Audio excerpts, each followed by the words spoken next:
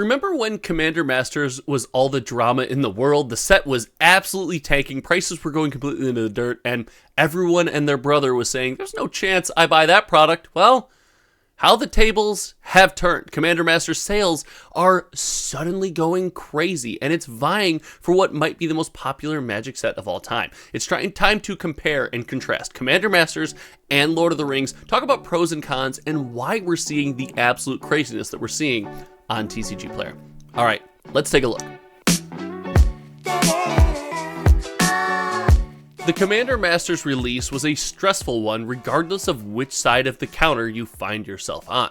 Game stores were appalled by the price that they had to try and sell these boxes to regular players, collectors, and enthusiasts like you and I, and we could not pay what Wizards of the Coast demanded that we pay for this product. But time has done its thing, and the secondary market keeps on chugging, the prices have gone down, and Commander Masters is seeming to be a quality product. Now, I'll do a channel member video today about how a set can both be terrible and a pretty good set for us at the same time. It's only $5 to enroll, so click on that link wherever it is. But today, I want to focus on the Commander Master sales and comparing them to what might be the most popular Magic the Gathering set of all time. That's right, we're going to compare Commander Masters to Lord of the Rings. We're going to talk about what's going on with both of these sets and how that affects the distant and near Magic the Gathering future with a new Lord of the Rings set coming in November. So without further ado, let's get into the sales data. And if you don't know, now you know. What we do here on this channel is we track sold listings of sealed product from every single Magic the Gathering released on TCG Player. That's right, this is the visual representation of that data.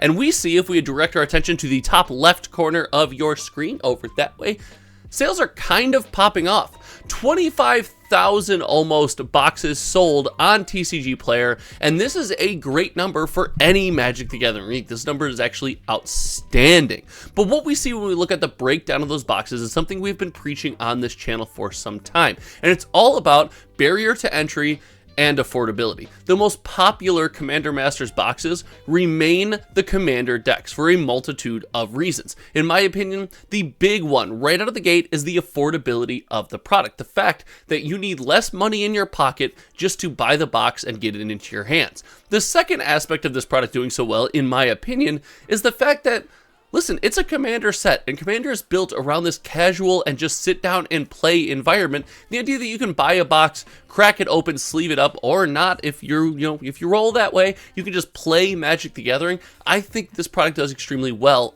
in this environment. But we also have products on the Commander Master spectrum that are not doing well, and we look no further than the set booster box. If we direct our attention to the top pie chart, we see that only 12% of every sealed box that flows out of TCG Player is a set booster box. Now contrast this with a normal Magic the Gathering set or a standard release, where the set booster box is often the most popular, if not definitely the second most popular product to be sold. What this is telling us is that it is all about price for us. When we engage with the set booster box, we love the fact that we get more rares, more mythics. We love cracking packs, and we even probably enjoy the list to an extent, and we can do it at a price point that reaches the average enthusiast. Your collector booster box or something, or your set booster box or something like Wilds of Eldraine, it's only going to run you $115 to $120, probably less if you shop at min-max games. Their prices are generally a bit lower, but things like that just draw our attention to this product, and the collector box here is kind of taking over that role. In Commander Masters, the collector box is our bastion of affordability. It's the lowest point of entry, and in a format like Commander, where you only need one copy of every card, the collector box isn't that bad of an option. But if you contrast this with the most popular Magic the Gathering set ever printed, Lord of the Rings, you will see some similarities and some huge differences. Now let's get this out of the way right now. If we direct our attention back to that top left corner, you see, oh my god, Josh, I'm in the comment section right now. Less Lord of the Rings has sold on TCG Player than Commander Masters. Commander Masters is the new best set. Well, the data we're tracking here is a bit different. For Lord of the Rings, we were focused on draft, set, and collector. We engaged with the bundles, and I wanted to check out the starter product as kind of my own personal little data point here that I wanted to engage with. But we are not tracking the Commander product. So with Commander being the most popular way to play the game, I think if we would have tracked the Commander boxes as well, looking back, you know, kind of at sell-through rate on TCG Player, this would have been well and away the better selling set still to this day. So going on that notion, when we look at product breakdown for Lord of the Rings, we see us engaging with the collector booster box. But we just said, oh my god, it's expensive. We don't buy expensive things. We like affordability. Well, we said on our live stream on Friday Morning Magic, it was 2 weeks ago, and we'll probably talk about it this week, so make sure you tune in at 8 a.m. Central Time. We'll talk about kind of the EV and why people buy boxes, and a big reason why is because if you're going to spend more money, you have to feel like you're getting something or some kind of thrill or something extra engaging for the extra dollar you spent. And in Lord of the Rings, like, listen, there was theoretically a $2 million lottery ticket in the set, as well as serialized Soul Rings, serialized versions of the most popular card in Magic the Gathering, and non-serialized versions that were still limited in the number of copies printed declared by Wizards of the Coast for the first time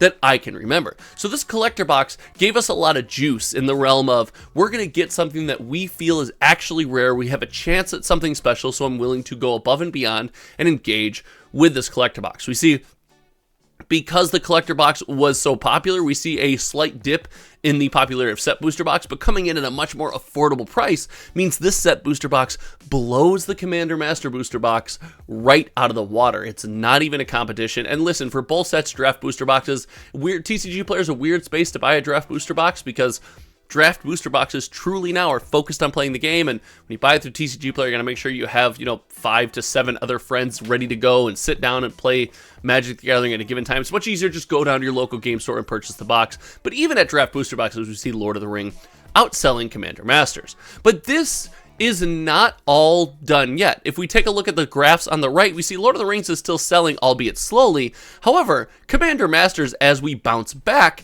this is still selling at a really good rate. And now, granted, it's a more recent set than Lord of the Rings. I wonder if the new special edition Lord of the Rings set is going to come into some trouble. We have 2 sets back to back that I theorize both will live on shelves extremely well, because both, I can see them pulling money from the enthusiast wallet as they walk into the store, but it just seems like Lord of the Rings is starting to lag behind. Now, is that because of the new set coming out? I'll let you be the judge. Let me know in the comment section below. And also, again, these spreadsheets, you can actually go and view these spreadsheets. If you're a channel member, I make them available to you as I update them. So there'll be a link where you can view them, use that data however you see fit. Again, I'll pin the link in the comment section below. It's $5 a month, and you get some extra content every single month, and we're building an amazing community. So thank you so much for your support. But when it comes to kind of comparing and contrasting these 2 sets, I do think that Commander Masters is seeing more of a resurgence than I would have thought, but I definitely think that's all about the price point, right? I really don't believe that it's about much more than that. I don't think we're going back, so like, oh, there's new unheard of Commander tech and Commander Masters that we just didn't see coming, or the cards are spiking or going crazy in value when I check TCG Player. None of that's happening. It's all about the fact that I can get these products at a much cheaper cost than they were originally on the market for, and there's a bit of price memory going on saying, oh, this was once a $240 box, now it's $180. Oh, I'm all in. It's $150. I'm all in. I think there's some of that going on. I do think that Lord of the Rings remains the more popular set, and I don't believe the margins are small, and I think that over time, Commander Masters will continue to do well. It services the largest group of Magic enthusiasts we've ever seen, but I think Lord of the Rings has an opportunity to be something more iconic and something that we truly remember and dive back into from time to time as a bit of nostalgia, something we haven't had in Magic the Gathering for some time. Now, there's a lot of Doctor Who stuff that ties into the Lord of the Rings conversation we just had that we have to talk about this week, so make sure you're subscribed to this channel. If you haven't yet, check out yesterday's reserved list video. I talk about what the reserved list means when it comes to the future of Magic the Gathering. Again, if you're not subscribed, sub, and if you haven't, share this video and any social media platform, any forum, anywhere you engage with Magic the Gathering discussion, because I think conversations like this are fun, and as our community grows, we get more voices in the room and get to hear more opinions, and frankly, that makes me happy. All right, until next time, you all know me. My name is Josh. I appreciate you guys hanging around today, and we will see you around.